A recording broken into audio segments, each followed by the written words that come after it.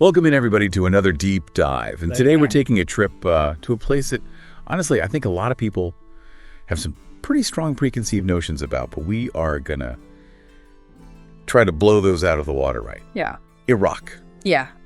A lot of baggage comes along with that name, but the material you sent in is really fascinating. It's clear you want to go deeper than, just the recent headlines, which is what we're all about. Exactly. So we've got stuff about history, culture, even beer brewing. I mean, come on, who knew? Yeah. Right. And I think it's important to remember that, Iraq's history goes back way, way further than most people probably realize. We're talking about the very beginnings of civilization in Mesopotamia. Okay, so Mesopotamia, for anyone who maybe dozed off during that part of history class, we're talking about like the invention of writing. Mm-hmm. Cities, like all that basic stuff that we totally take for granted.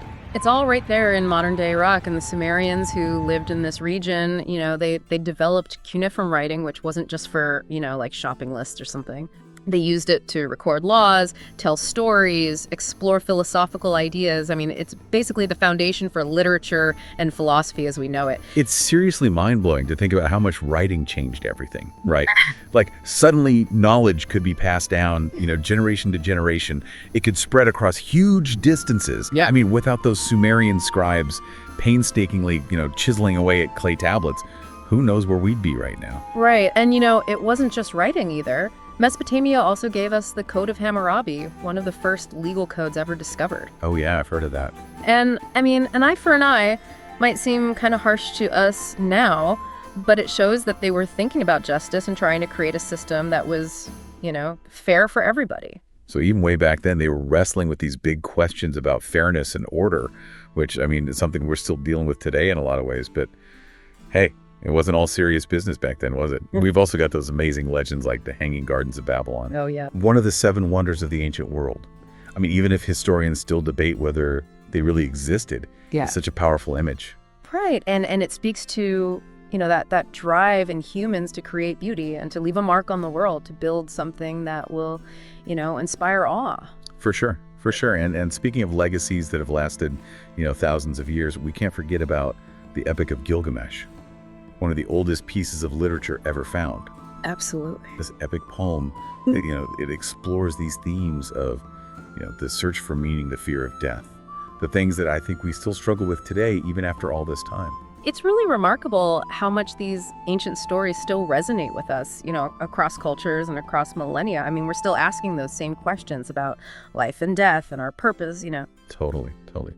But let's maybe shift gears a bit and talk about Baghdad, which, these days we usually only hear about it in the news, not for the best reasons, but your sources painted a really different picture, especially during what's known as the Islamic Golden Age. Yeah, Baghdad was like this intellectual powerhouse during that time. The House of Wisdom, which was this incredible center of learning, drew scholars from all over the world. I mean, think of it like the Silicon Valley of its day. Wow. They were making groundbreaking discoveries in math, astronomy, medicine, philosophy, you name it. And this knowledge really formed the basis for scientific progress in Europe and beyond. And get this, algebra, something that I think most of us probably didn't love in school, was actually developed in Baghdad by a scholar named Al-Khwarizmi.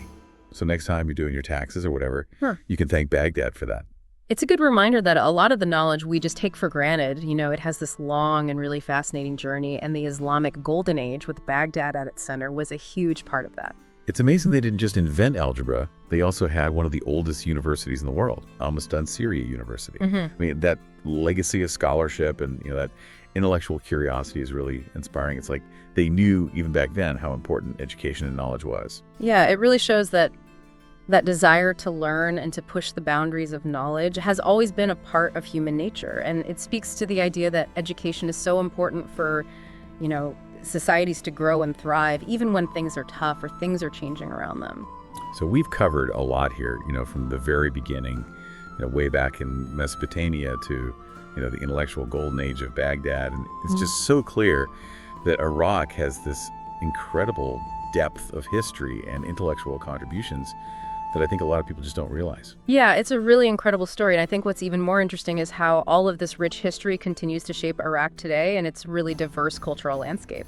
It's funny, when you really start digging into a place like Iraq, you realize just how much more there is to the story, than what we usually hear, in the news or whatever. Yeah, that's one of the things I love about these deep dives. We get to move beyond those kind of simplified narratives and uncover all these amazing details and hidden gems and really unexpected stuff about a place and its people. Like we've been talking about ancient history and all these intellectual achievements, but what about the people who live there now?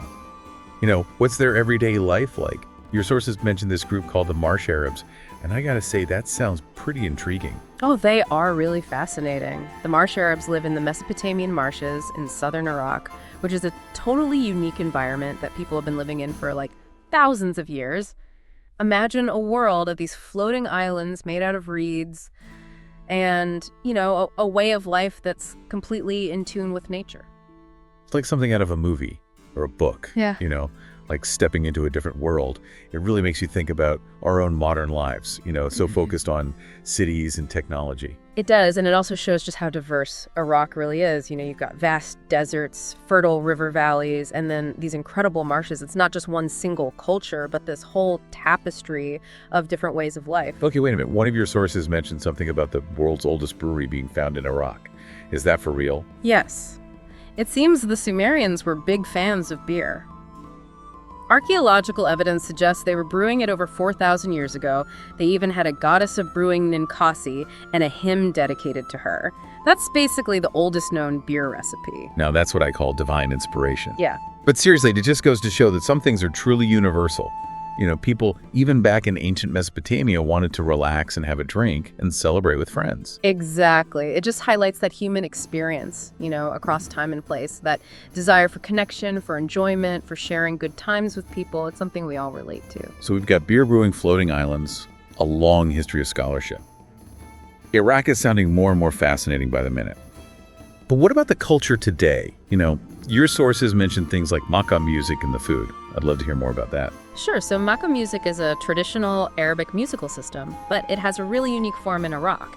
It's all about these complex melodies and improvisation, and there's a really deep emotional quality to it. Listening to mekamun is like going on a journey through sound. It can evoke all sorts of emotions from joy and celebration to sorrow and contemplation. Wow. So it's more than just music. It's really an art form, a way to express something deep about the culture.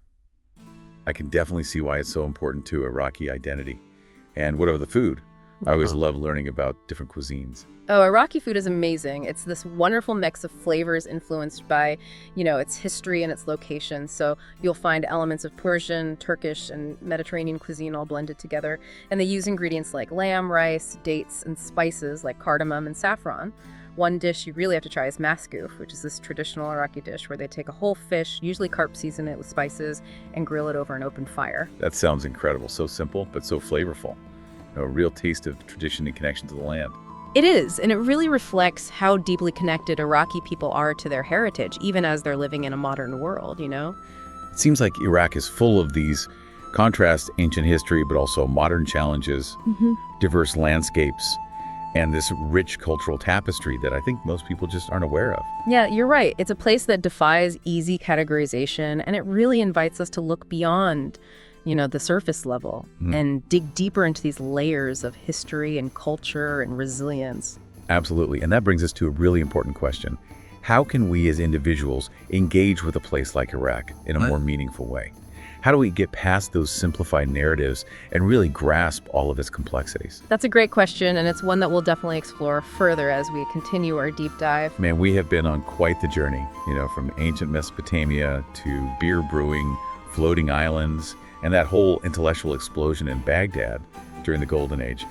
It's obvious that Iraq has so much more to offer than what we usually see, just skimming the surface. Yeah, it really drives home the point that every place has these hidden stories just waiting to be discovered, layers upon layers of history and culture that have shaped it into what it is today. And as we wrap up our deep dive here, I think it's so important to think about how we can really engage with this complexity in a way that matters. Right. It's way too easy to get caught up in those oversimplified stories that we hear all the time. Yeah. So how do we actually move beyond that and develop a deeper understanding of what Iraq is really all about? Well, one really important thing is to actively seek out different perspectives, especially from Iraqis themselves. What are their lives like? What are their hopes and their struggles? How do they see their own history and culture? By listening to their voices, we can start to build a much richer and more authentic picture of the country. It's like instead of just reading about Iraq in a book or, online, we need to actually hear from the people who live there, learn from their stories, and realize that there's this huge diversity of experiences within the country. Exactly. And another crucial aspect is understanding how Iraq's history, which is so long and complex, continues to impact its present. Yeah. How do those ancient legacies from the invention of writing to the flourishing of science and art during the Islamic Golden Age, how do all of those things resonate in Iraq today? Yeah, it's mind-blowing to think about how those threads from the past are still woven into the fabric of Iraqi society. And of course, we can't forget about the amazing diversity of its people, different ethnic groups, religions, languages, all contributing to this incredible cultural tapestry. For sure. And as we consider where Iraq is today, it's important to acknowledge the immense challenges it's faced, in recent decades: conflict, political instability, economic hardship. But it's just as important to recognize the resilience of its people, their determination to rebuild and to hold on to their cultural heritage. So even in the face of all these difficulties, there's this powerful spirit of hope and such a deep connection to their roots. And that kind of brings us back to, how we can engage with all of this in a way that's truly meaningful. Well, for starters, we can challenge those stereotypes and misconceptions whenever we come across them. We can look for information from diverse sources, not just the mainstream media, to really form our own opinions. And we can support organizations that are working to promote peace and understanding and cultural exchange between Iraq and the rest of the world. So it's really about being proactive and engaged and willing to step outside our comfort zones to learn and connect with people who might be different from us.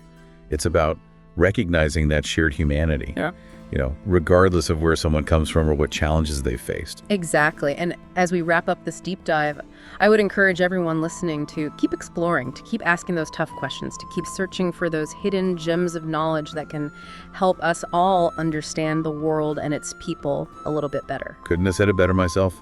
Yeah. It's been an incredible journey, and I really hope everyone listening feels as inspired as I do to keep learning and keep discovering. Until next time, happy diving.